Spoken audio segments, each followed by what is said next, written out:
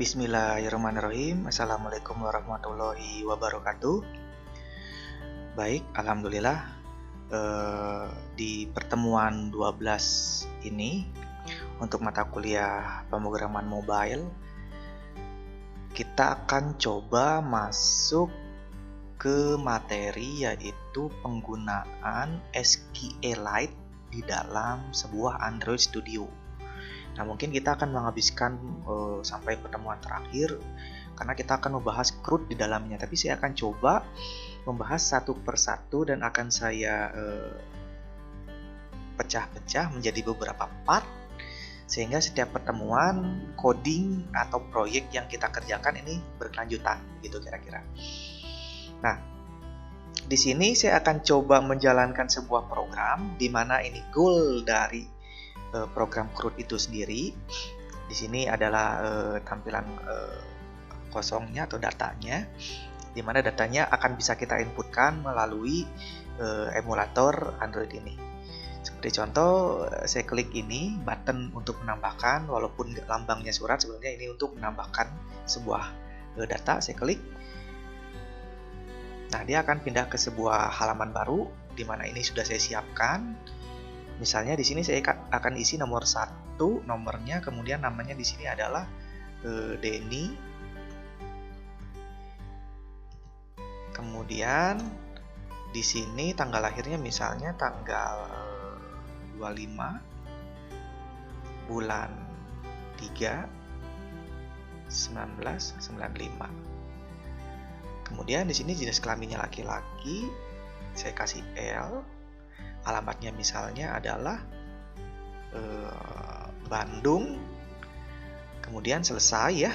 Ketika dia sudah selesai, di sini ada button simpan dan kembali. Jelas kalau kembalinya balik ke yang tampilan sebelumnya.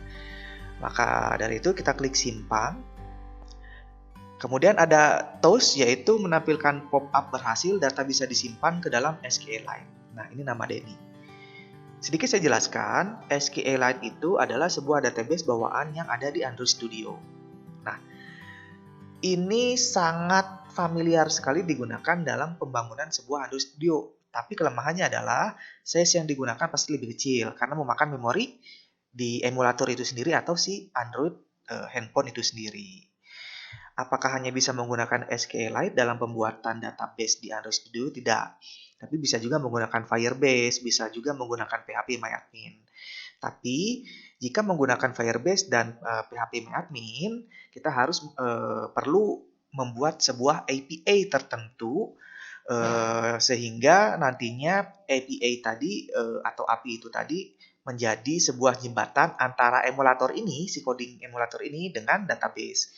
Tapi kalau misalnya menggunakan SQLite tidak perlu, cukup kita menggunakan nanti database helper saja sebagai jembatannya. Oke, kemudian selain bisa diinputkan, aplikasi CRUD ini juga bisa kita update dan juga kita delete. Saya coba inputkan satu lagi ya. Data misalnya di sini nomor 2, di sini namanya misalnya Galih. Kemudian tanggal lahirnya misalnya tanggal 21 bulan 8 1996. Jenis kelaminnya laki-laki, kemudian alamatnya Jakarta. Selesai, kemudian kita simpan. Nah, sudah 2 data yang bisa kita tambahkan. Di sini saya gunakan list view, jadi bisa banyak data sekali seperti scroll begitu nantinya ya ketika datanya sudah banyak. Nah, kemudian dari nama-nama ini, daftar nama ini atau daftar data ini di dalam database SQLite bisa saya klik Denny misalnya. Muncullah tampilan pop-up, ada pilihan di sini bisa kita lihat biodatanya. Lihat biodata lengkapnya ini, dia akan menampilkan data-data lengkapnya yang sudah tersimpan di dalam database. Kita klik kembali. Kemudian bisa juga kita update biodata tersebut. Contoh misalnya di sini saya update-nya saya tambah di sini Denny Lesmana. Kemudian kita simpan. Nah, otomatis terupdate. Kemudian CRUD yang terakhir yaitu delete. Kita coba untuk Galih saja kita delete, hapus. Oke ya, berhasil. Jadi goalnya di dalam pembuatan SQLite Android Studio ini nantinya kita bisa membuat sebuah aplikasi sederhana untuk menyimpan data-data yang diinputkan di dalam SQLite tersebut. Oke, mudah-mudahan kalian paham tujuan dari aplikasi yang kita bikin. Untuk part pertama ini akan kita coba untuk pembuatan database terlebih dahulu. Nah, sekarang teman-teman bisa membuka Android Studio-nya masing-masing ya, yang sudah disajikan. Kemudian ya, kita di sini bikin baru new project. Nah, nanti kita gunakan template yang basic activity saja. Kita gunakan basic activity ini, kemudian next. Nah, di sini saya coba tulis nama project barunya misalnya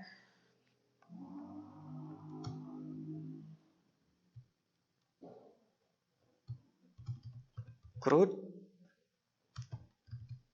if.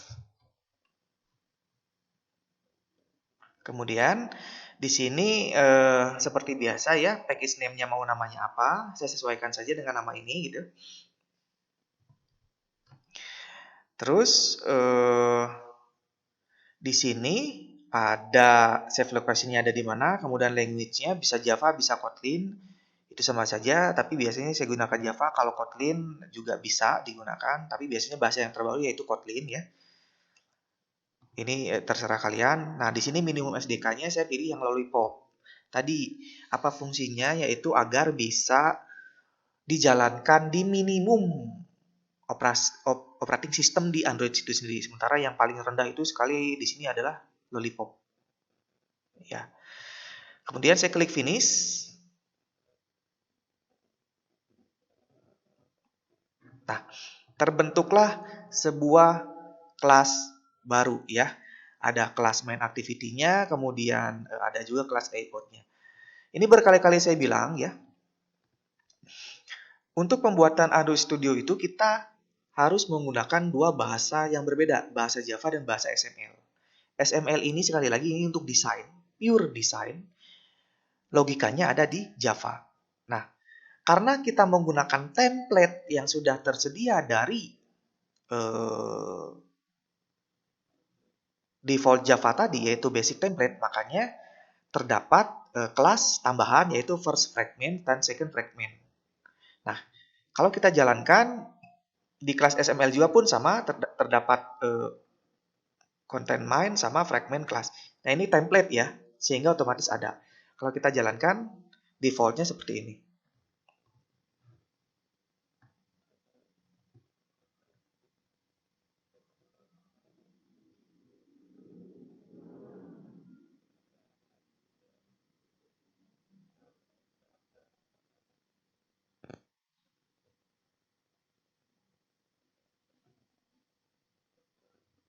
Ya, nah ini defaultnya. Nah, ini sudah bawaan, jadi saya tidak mengcoding apapun, tapi bawaan template ya. Dia terbentuk langsung dua halaman, ada next dan previous juga. Berarti ini fungsinya sepertinya yang di first fragment ini, hello first fragment, kemudian ini yang kedua seperti itu. Nah, kemudian ini terdapat juga button bawaan dari template itu sendiri. Kalau saya klik, nah dia harusnya masuk ke halaman lainnya seperti itu. Nah, kemudian kalau sudah kita bikin template seperti ini, maka selanjutnya yang kita lakukan pertama kali adalah bikin sebuah data helper di mana fungsinya yaitu nantinya untuk meng-create database, meng-create table, dan menjembatanin antara coding Android ini sendiri dengan SQLite. Oke, seperti biasa kita bikin saja, klik kanan ya di sini ya. Di sini klik kanan, new, Java class. Ini data helper. Kita bikin ya, kita klik kelas.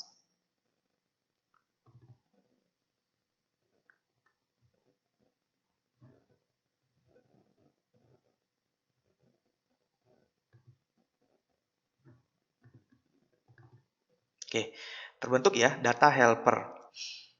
Oke, kemudian si data helper ini sebelumnya sudah saya coding ya. Di codingan sebelumnya akan saya jelaskan sedikit demi sedikit. Yang pertama kita akan bentuk yaitu public class data helper extend SQLite helper ya. Nah, kemudian di sini berarti public class, di sini kita bikin extend. Nah, klik. Kemudian di sini kita tulis SQLite database helper. Kita klik saja, sudah di Adobe Studio itu sudah merekomendasikan. Kita klik. Nah, kemudian di sini dia otomatis mengimport ya, Android database SQLite yang ada di library Android itu sendiri, gitu. Jadi sangat enak sekali kita gunakan. Nah, kemudian kalau sudah selesai, kita bikin aja ini ya. Kita bikin, kita copy paling bawah saja nah, di sini.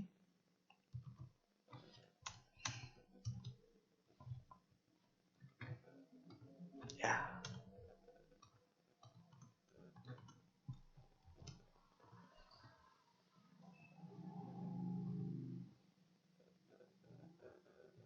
Oke. Kalau sudah selesai, di sini coding yang sudah saya bikin sebelumnya, ini sudah saya jelaskan di Zoom ya. Jadi kita bisa ambil saja satu fungsi ini yaitu untuk membentuk sebuah database ya, di mana database-nya itu bernama biodata diri. Ini untuk pembentukan membuat database. Ini fungsinya.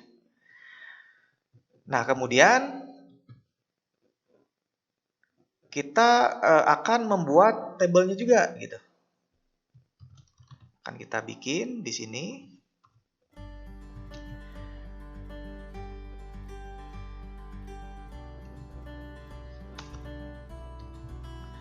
Oke. Fungsi ini yaitu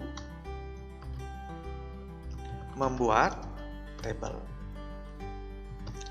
Di mana nama database-nya adalah biodata diri, nama tabelnya yaitu biodata. Dan kolomnya ada nomor dengan tipe integer di setting sebagai primary key, kemudian kolom nama dengan tipe data text, kolom tanggal dengan tipe data text, kemudian jenis kelamin dengan tipe data text, alamat tipe data text. Cukup 4, 1, 2, 3, 4, 5 kolom yang kita create.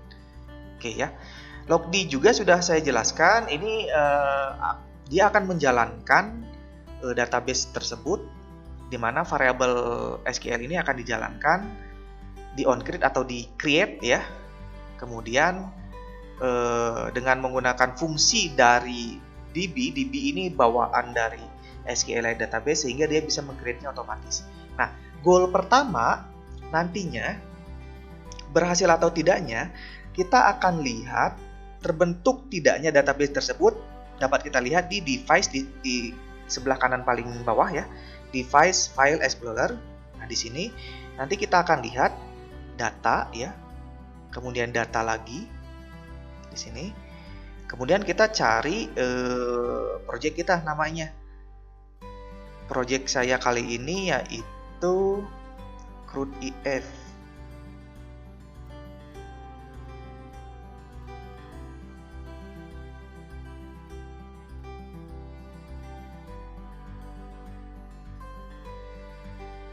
Ini ya, CRUD-IF. Ketika saya buka, dia belum terbentuk apa-apa karena belum saya running gitu. Nah, goalnya adalah kali ini adalah terbentuk sebuah database-nya ada di sini. Kita close lagi. Kita klik simpan. Kita klik running. Apakah berhasil?